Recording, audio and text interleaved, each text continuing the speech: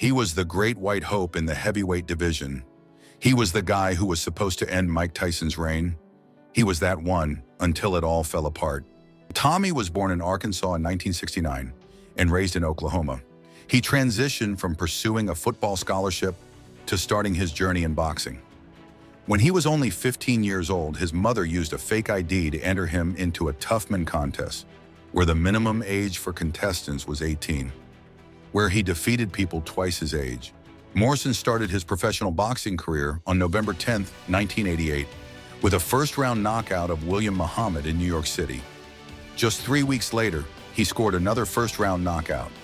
By 1989, Morrison had an incredible record of 19 wins and 0 losses, with 15 victories by knockout. Just look at that number, 19 fights in a single year. Which modern heavyweight could handle such a pace? The rapid rise of his boxing career caught Hollywood's attention, leading Sylvester Stallone to offer him a role in Rocky V as Tommy the Machine Gun, a young and talented protege of the retired Rocky Balboa. In 1990, Morrison took a 6-month break from boxing to work on the movie, gaining many more fans in the process. After 2 wins in 1993, Morrison found himself fighting for the WBO title once again, this time against heavyweight boxing legend George Foreman. Though the bout was promoted as a clash between 2 of boxing's hardest punchers, neither fighter scored a knockdown or put their opponent in any serious danger. Morrison chose to avoid brawling with Foreman, opting instead to box from long range. He effectively used this strategy, hitting and moving with precision. Morrison won the bout in a lopsided, unanimous decision, solidifying his status in the boxing world as a true professional and not just a movie star. But Tommy didn't think about protecting himself outside the ring. It was a life in the fast lane. He walked around like he was bulletproof, but taking drugs and sleeping with plenty of women took its toll. After living this kind of lifestyle, it became extremely difficult for him to handle the opposition eager to dethrone him. In his first title defense bout, he faced Michael Bent. The night before the fight, Tommy had been partying hard, but boxing doesn't work that way.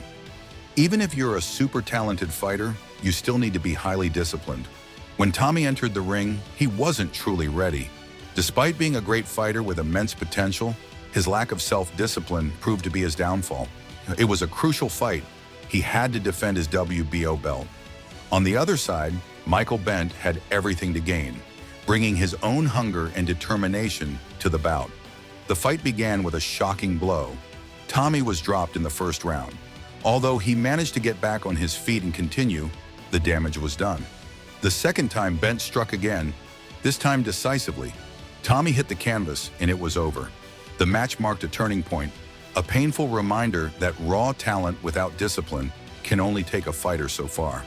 But Tommy learned valuable lessons from his defeat. He moved from the bright nightlife to a ranch in the countryside.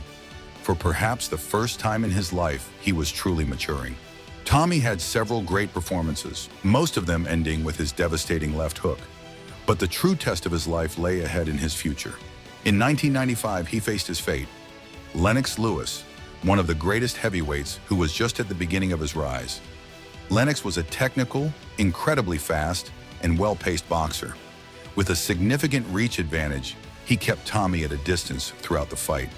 Tommy couldn't close the gap, began to wear out, and finally in the 6th round, when he was completely exhausted, Lewis finished him. Just after signing a multi-million-dollar contract for his next 3 fights, he tested positive for HIV. My young fans out there, I'd ask that you no longer see me as a role model, but see me as an individual that had the opportunity to be a role model and blew it. He spiraled into depression and faced accusations of drunk driving and drug use. He spent 14 months in prison and after his release, decided to get arm and pectoral implants. With his career completely ruined, he sought to take drastic and unconventional steps in his life. This is Tommy Morrison at the age of 44. He was falling apart and his life was coming to an end. He looked like a 70-year-old man and passed away soon after. He could have been the great white hope, but life took him in a different direction.